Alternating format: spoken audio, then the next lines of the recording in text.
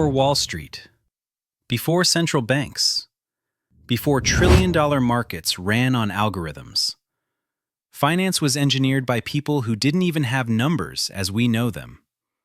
In temples, on clay tablets, across deserts and seas. They built the systems that still decide how money flows, who rises, and who loses, long before the modern world claimed to invent them. And the shocking part? Modern finance is not new. It's ancient logic running at digital speed. The first credit system. Modern banking system learned from ancient Mesopotamia. In ancient Mesopotamia, the world's first financial engineers were not bankers. They were priests. A farmer needed grain? The temple lent it. A merchant needed silver? The temple funded it. They invented credit, interest, collateral, structured loans. These tablets became the blueprint for modern retail banking. Today's equivalents? Mortgages, personal loans, credit cards, credit scores, bank underwriting. Banks still operate on the same principle. Trust can be priced. Risk can be sold. Debt can last longer than the borrower's life.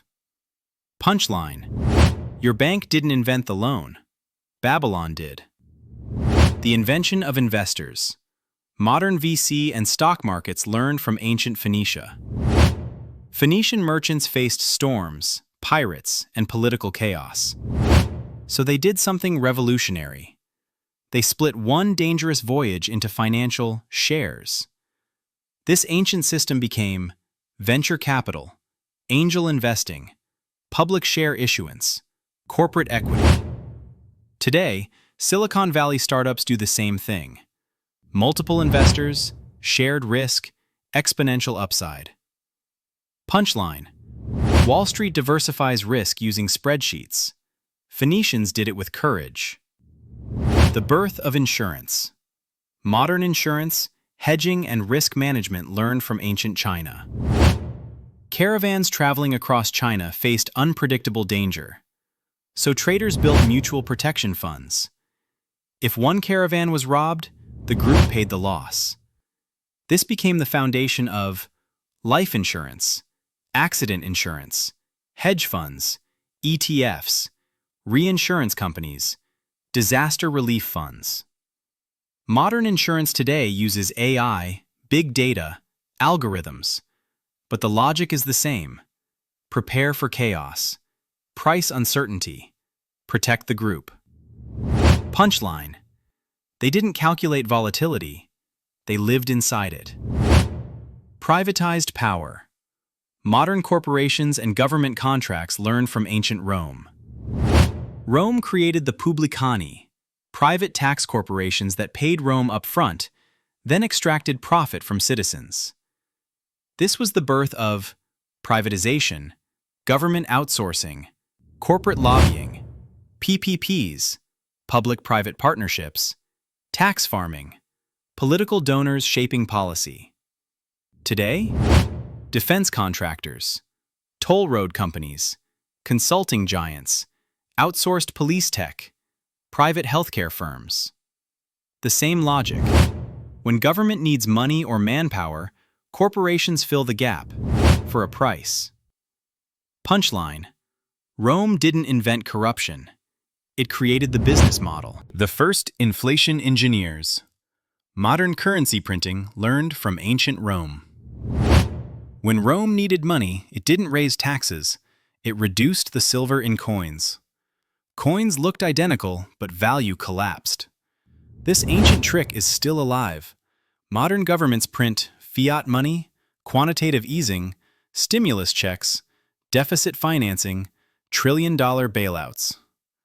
Rome clipped coins, we print digits. The outcome is identical.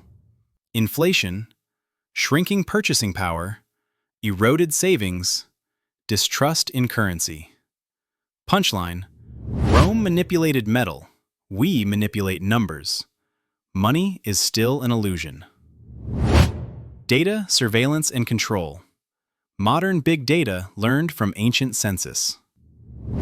Ancient rulers used censuses to track people, property, income, land, livestock. This became the foundation of modern tax databases, credit bureaus, digital IDs, income reporting, government surveillance, social credit systems. Today, corporations track even more: spending behavior, browsing history, location data, income patterns. The ancient census became modern data capitalism. Punchline: ancient rulers counted citizens. Modern systems count every click. Why their ideas never died. Ancient logic, global capitalism. The reason ancient financial engineering survived isn't mystery, it's utility. The same problems existed then as now. How do we fund risk? How do we grow wealth? How do we control populations? How do we tax efficiently? How do we manage debt? How do we pay armies? How do we maintain power? Technology evolved. Human behavior didn't. Temples became banks. Caravans became corporations. Clay tablets became digital ledgers. Tax collectors became algorithms. Coin clipping became inflation. Publicani became contractors. Empires became governments. Punchline: the ancient world didn't predict modern finance, it built it. The powerful ending. We like to think finance is new, advanced, innovative.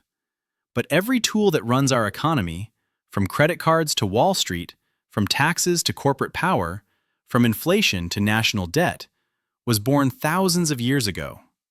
Designed by people who never imagined skyscrapers or smartphones, only survival and control. They were the first true engineers of wealth, and their ideas never died. We are still living inside their system.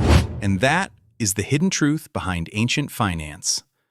A world built by traders, priests, soldiers, and rulers who engineered systems so powerful that we're still living inside them today.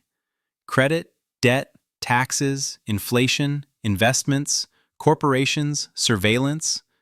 We call them modern innovations, but they were born thousands of years ago, designed not for convenience, but for control. The empires may have disappeared, but their financial blueprint survived. They simply changed their clothes, put on suits, and now run the world in algorithms and screens. If this journey opened your eyes, if ancient finance made the modern world suddenly clearer, then you're exactly the kind of mind this channel is built for. So before you go, subscribe to Ancient Finance, like this video, share it with someone who thinks our financial system is new.